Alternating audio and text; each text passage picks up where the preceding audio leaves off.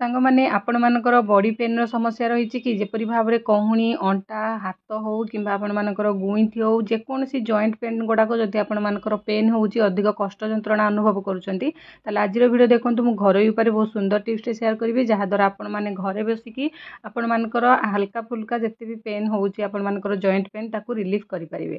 तो किपरि भाव में देखो प्रथम गोटे अदा नहीं जाए परिष्कार करके भलरे सफा करने अदाटा जेहेतु माटी हुए समस्त जानते तो सेटा बाली फाली लगी थाए तो से माटी भी लगी तो से मैंने भल भाव में धोई ने धोई सारिकी तार चोपा को काढ़ी ने चोपा को काढ़ी सारा पुणी आउ थे भल भाव में धोई ने ये पाखापाखि 1 इंच रु 1.5 इंच पाखापाखि आपण मानक अदा लगे आउटा आपण डिपेंड करे आपण मैंने केते जगह मालिश करेंगे तो से हिसाब से आपण मैंने अदार क्वांटिटी अधिका करेंगे। तो ये 1.5 इंच पाखापाखि आपण मैंने अदा को नहीं जाए आठी मुझे चोपा छड़े सारे चोपा छड़े आउ थे भल भाव में जाऊँगी मुझे भल पानी में सफा करके देखा आपण मानक।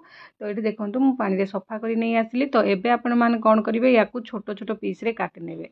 तो सांग मैंने आपण मानकु अदार जेती सब रस अच्छी काढ़ा पड़ो तो से आपण मानकु जमीती भी हो शिଳରେ हो कि ग्राइंडिंग जार हो एति छोट जिनस तो ग्राइंडिंग जार लगभग आपण मैंने कुटण साहाय्य कुटी ने कुटिकी आपण मैंने तार रसटा बाहर करेंगे। ये देखो मुझे कुटण नहीं आसली देकी तो ये देखो सांग मैंने मु अदा को गोटे छोट माने छेचारे देदेली भल भाव में छेची नेबी छेचिकी तार जहाँ सब रस थी बाहर करने। तो ये देखो मुझे भल भाव में छेची नेली छेची सारा गोटे छोट गिनाटा नहीं आसबे आपण मैंने कपड़ा साहाय्य हो कि एमती कपड़ा देकी चिपुड़िले हम ना आपण मैंने हाथ साहाय्य एमती आनिकी तार अदार जिते सब रस अच्छी सब बाहर करने। तो ये देखो मुझे चिपुड़ी नेली देकी भल भाव में तार चिपुड़िला रसटा बाहर करने। ये देखिपे ये गोटे चामच माने बड़ चामच गोटे चामच पाखापाखि अदार रस रहा क्वांटिटी मन रखु जदि इंच हिसाब से अदा केते इंच ने जापर मैंने खंड हिसाब से तो आपण मैंने गोटे चामच अदा रस ने से अधा चामच हलदी पाउडर देवे ता सहित हल्का 2-3 ड्रप पाखापाखि लेंबू आपण मैंने देवे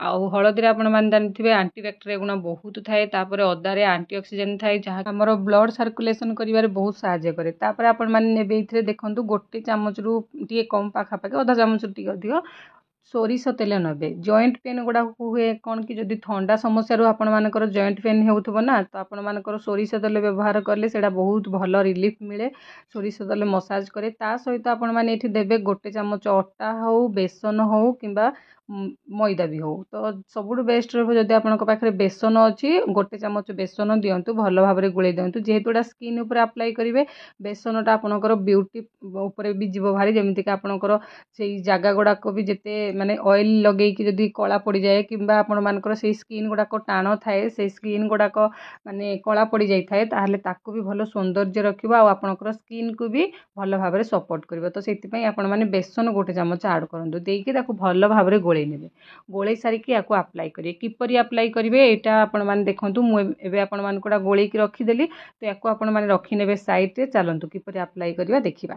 एबे देखंतु एठी जॉइंट गुड़ाको मु देखंतु एटा टिके हल्का दरज हेकी टिके फुली जाइछि तो एठी मु एटा अप्लाई करिवि आ ठंडा समस्या रु ए सब टिके टिके हुए जॉइंट पेन हो किंबा आपण मानकर जॉइंट गुडा टिके टिके फुला फुला देखा जिवो भितरु टिके पेन अधिक हबो तो आंगुठी हो किंबा कोहुणी हो किंबा आपण मानकर रिस्ट पाखरु हो जोउठी भी आपण मानकर बॉडीर किंबा जेकोसी जगह आपण मानकर जॉइंट पेन होउची किंबा मांसपेशी दरज हेकी पीड़ा होउची तो सेई जगह याकू लगांतु कारण एथे अदा पड़ी अदार रस पड़ी सोरिष तेल पड़ी सहित हलदी पड़ी सहित लेंबू पड़ी आमर बेसनटा पकईजे बैटरटा को बहलिया करने चाहिए आपण मैंने पकेबे ना स्किप करेंगे किंतु जेहेतु स्किन उपर अप्लाई करेंगे एटा ब्यूटी भी भल काम कर आपण स्किन को हेल्दी कर सुंदर कर आपण स्किन को मॉइस्चराइज रखिबो तो से बेसन ये ऐड करदे।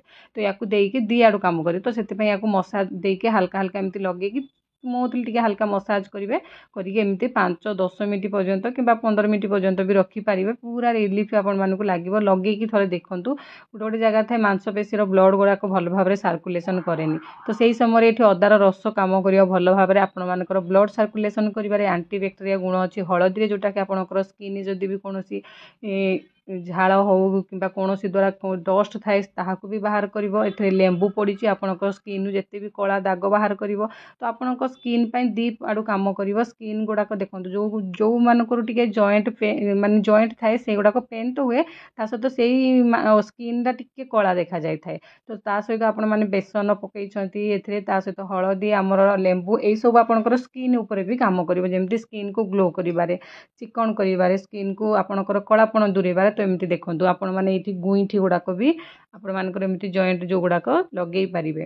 ତ ଆପଣମାନେ କେଉଁ ଏରିଆରୁ ମୋ ଭିଡ଼ିଓ ଦେଖୁଛନ୍ତି ପ୍ଲିଜ୍ ମୋତେ କମେଣ୍ଟ ସେକ୍ସନରେ ଜଣାନ୍ତୁ, ଜାଣିଲେ ଖୁସି ଲାଗିବ। ନୂଆ ନୂଆ ଭିଡ଼ିଓ ବନାଇବା ପାଇଁ ମୋଟିଭେସନ୍ ମିଳିପାରିବ। ତା ସହିତ ଆଜିର ଭିଡ଼ିଓଟି ବହୁତ ହିଁ ହେଲ୍ପଫୁଲ୍, ଆପଣମାନଙ୍କର ସ୍କିନ୍ କେୟାର ଉପରେ ଯିବ। ତା ସହିତ ପୁଣି ଆପଣମାନଙ୍କର ଜଏଣ୍ଟ ପେନ୍ ରିଲିଫ୍ ଆପଣମାନେ କିପରି ପାଇପାରିବେ, ଜଏଣ୍ଟ ପେନ୍ରୁ ଆପଣମାନେ କିପରି ମୁକ୍ତି ପାଇପାରିବେ, ତାର ବି ବହୁତ ସୁନ୍ଦର ଟିପ୍ସଟା ଆପଣମାନେ ନିହାତି ଥରେ ଆପ୍ଲାଏ କରନ୍ତୁ। ଆପ୍ଲାଏ କଲା ପରେ ଦେଖିବେ ଆପଣମାନେ ଏମିତି ଲଗେଇକି 10-15 ମିନିଟ୍ ପର୍ଯ୍ୟନ୍ତ ଛାଡ଼ି ନେବେ, ତାପରେ ପୋଛି ନେବେ ପାଣିରେ କିମ୍ବା ଓଦା କପଡ଼ାରେ ପୋଛି ନେବେ। ତ ଦେଖିବେ କେତେ ସୁନ୍ଦର ଭାବରେ, ଏଇପରି ଭାବରେ ଆପଣମାନେ ରାତିରେ ଟିକେ ଲଗେଇକି ଶୁଅନ୍ତୁ। କିମ୍ବା ଯଦି ଅତ୍ୟଧିକ ପେନ୍ ହେଉଛି, ଆପଣମାନେ ଯେଉଁ ସମୟରେ ଫ୍ରି ରହୁଛନ୍ତି, ବସୁଛନ୍ତି, ସେଇ ସମୟରେ ଟିକେ ଲଗେଇକି ରଖନ୍ତୁ। ଏଇପରି ଭାବରେ ପ୍ରତିଦିନ ଲଗାନ୍ତୁ, ଦେଖିବେ କିଛି ଦିନ ଭିତରେ ଜଏଣ୍ଟ ପେନ୍ ଆପଣମାନଙ୍କର କମିଯିବ। ତା ସହିତ ସେଇ ଜାଗାରୁ ଯେଉଁ ଆପଣଙ୍କର ସ୍କିନ୍ଟା ବି ବହୁତ ସୁନ୍ଦର ଭାବରେ ହ୍ୱାଇଟ୍ ଦେଖାଯିବ, ଗ୍ଲୋ କରିବ, ହେଲ୍ଦି ଦେଖାଯିବ।